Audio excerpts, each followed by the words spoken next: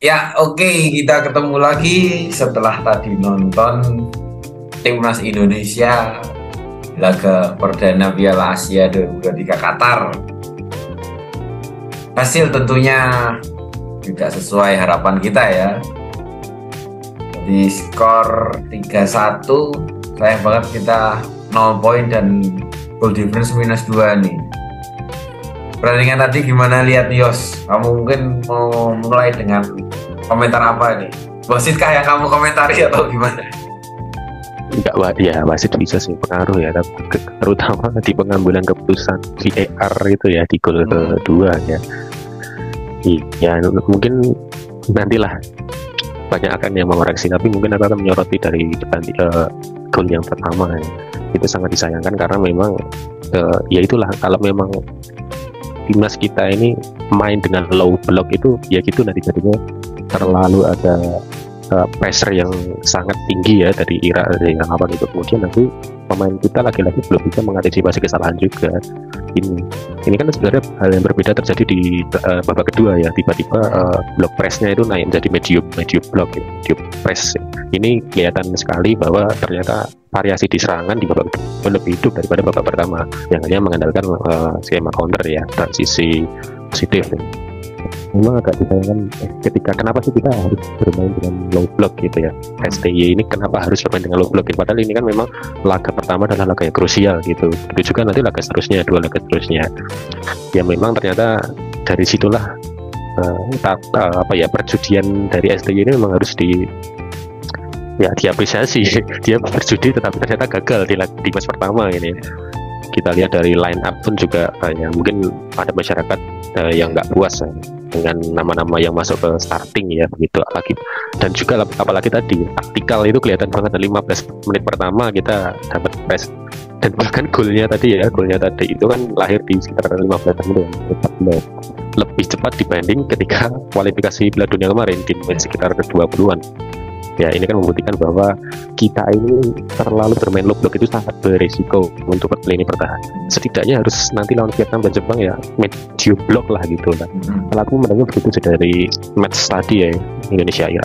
Tadi kan sebenarnya soal bermain low block, bermain bertahan itu kan disinggung Savio di kemarin ya waktu kita bahas preview ya, itu Indonesia ini entah kenapa kurang berani. Ya setidaknya seperti Vietnam kemarin ya, lawan Jepang itu benar-benar berkaki-kaki, bahkan menguasai permainan, sempat ada 10 menit 15 menit menguasai permainan kami.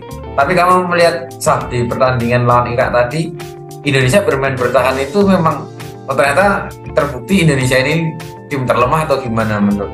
Kenapa kok kita tuh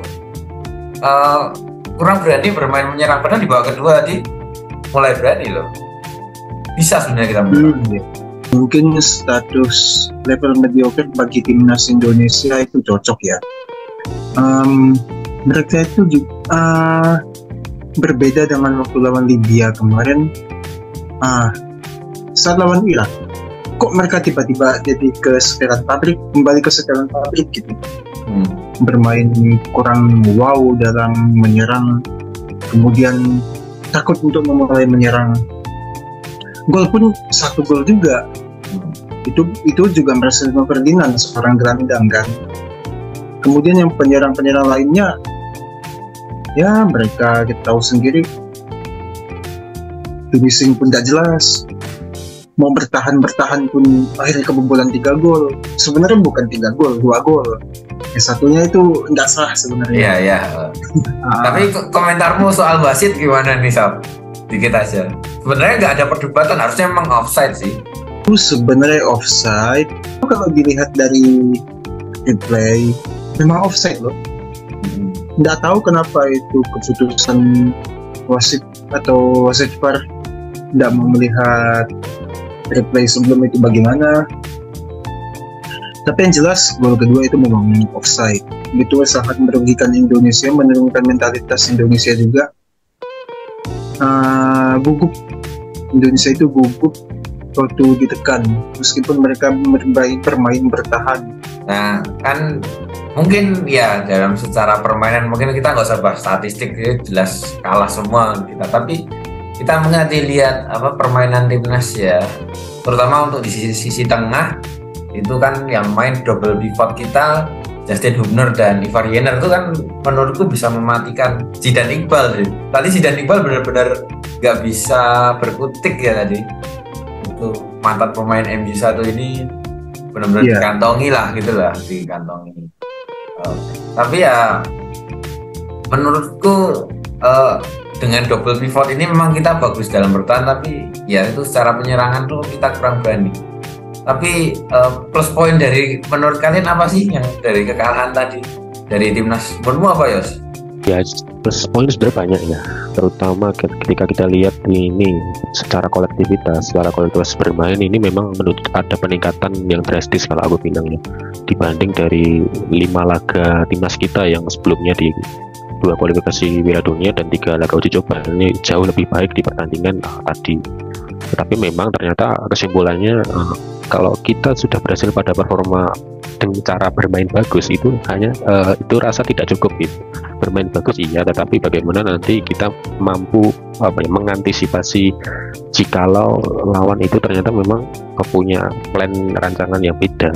Ketika kita tadi lihat ya, babak pertama itu kan Irak ini karena kita main low block, makanya mereka terlalu banyak mengalirkan bola di sisi sayap, switching play, memaksa pemain untuk ya opernya ke sayap semua. Itu kan karena kita berhasil menutup jalur passing di lini tengah. Kemudian juga di babak kedua, tetapi memang penurunan ketika kita lihat di babak kedua justru memang lebih lini tengahnya lebih sedikit tereksploitasi, walaupun ya keberanian kita menekan ke depan itu sudah bagus, tetapi nggak tahu apa ya dia rasa ketika pergantian permain itu kerasa banget ya, kerasa Ricky Kambuaya masuk, kemudian Witan Sulaiman masuk, kemudian Asnawi yang si karakternya memang agresif itu ditarik ya, digantikan babak kedua ini sedikit lebih kok lebih hilang identitas kita di babak pertama. Maksudnya di babak pertama itu main low block tetapi hidup di dalam transisi positif.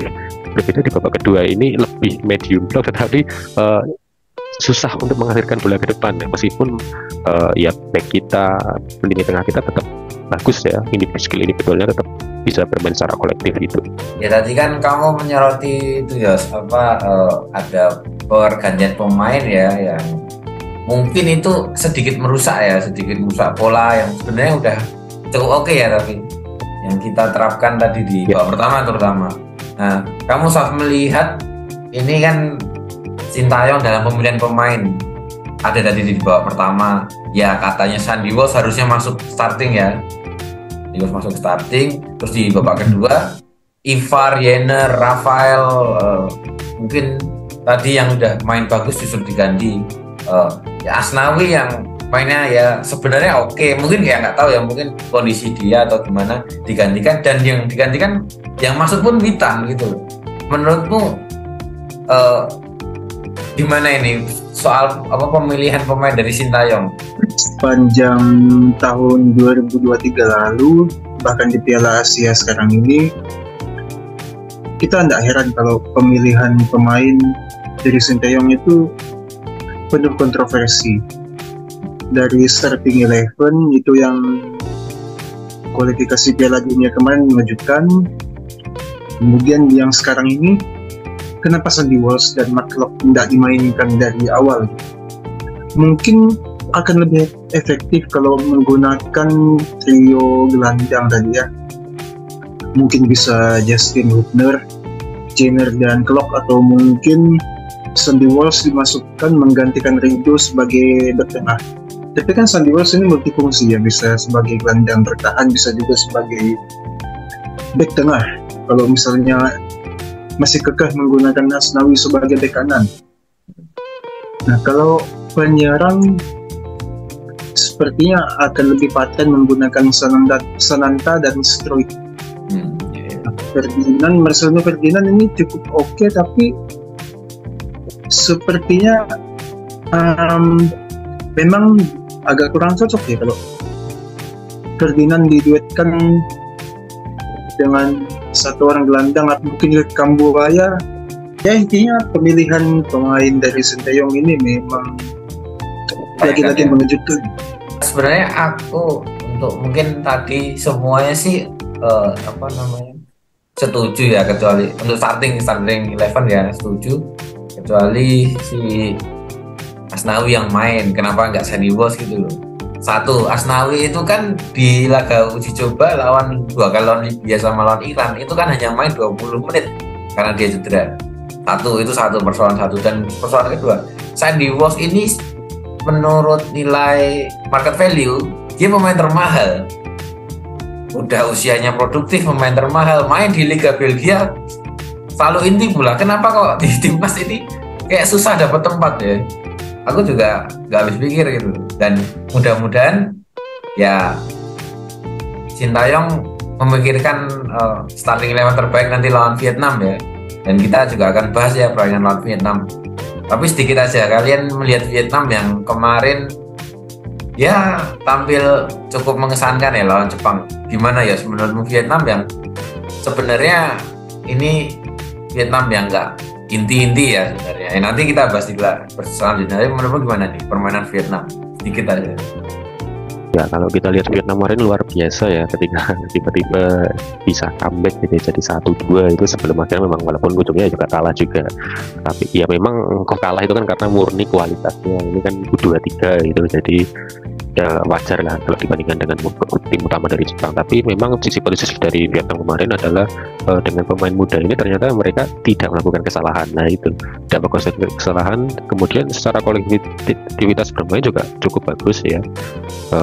Mampu bermain setidaknya ini apa ya, menutup pressing tinggi dari Jepang itu kelihatan banget nih kemarin. Memang ya lagi-lagi perbedaan kualitas lah yang menentukan skor akhir dari laga Jepang versus Vietnam kemarin.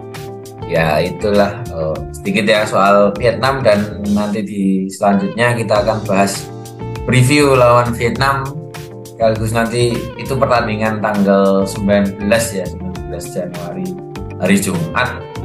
Ya mudah-mudahan kita dapat 3 poin di sana, dan hitung-hitungannya gini, sebenarnya kalau 3 poin kita dapat dengan goal difference bagus sebenarnya masih bisa itu sih, masih bisa ada peluang untuk lolos sebagai ranking 3 terbaik ya. Tapi ya harus melihat kondisi pertandingan lain gitu. Nah, mudah-mudahan yang terbaik lah untuk timnas kita di Piala Asia. Oke, jangan lupa like GR Bola, komen, boleh juga subscribe di bawah ini. Terima kasih. Nongkrong yang nyaman ngomongin bola hanya di GR Bola dong. Bola. Vamos Indonesia.